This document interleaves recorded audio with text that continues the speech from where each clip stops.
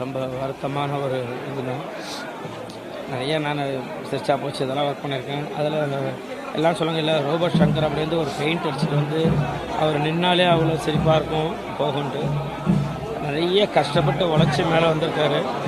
அவர் இப்போ நம்மளை விட்டு பிரிஞ்சிட்டாருன்ற அந்த இது நாங்கள் மாமா 2 பேரும் ஏர்போர்ட்டில் பிக் பண்ணுறதுன்னு சொன்னோம். அதை நம்பவே முடியல. இப்போ வரையும் பார்த்துட்டு வந்தோம். அப்பயுமே எங்களால் இல்லை அவர் நம்மளை விட்டு போயிட்டாருன்ற ஒரு நிகழ்வே எங்களுக்கு இன்னும் நம்ப முடியாத ஒரு விஷயந்தான். கடைசியாக மலேசியா சிங்கப்பூர் நான் தான் கூப்பிட்டு போயிட்டு வந்தேன் மாமாவை. லாஸ்ட்டாக கலாமா சிங் நான் மாமாவை கூப்பிட்டு போயிட்டு வந்தேன்.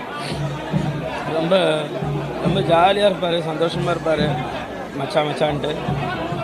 இப்படி கூட விஜய் டிவி ஷூட்டிங் கூட அன்றைக்கி அது இதில் கூட வந்தார். நான் ரொம்ப கலாச்சேன், ரொம்ப இது பண்ணேன். அதெல்லாம் ஒரு பெருசாக எடுத்துக்காம நைட்டு கேட்டவுடனே ரொம்ப மனசு என்ன சொல்ல பேசவே வரல.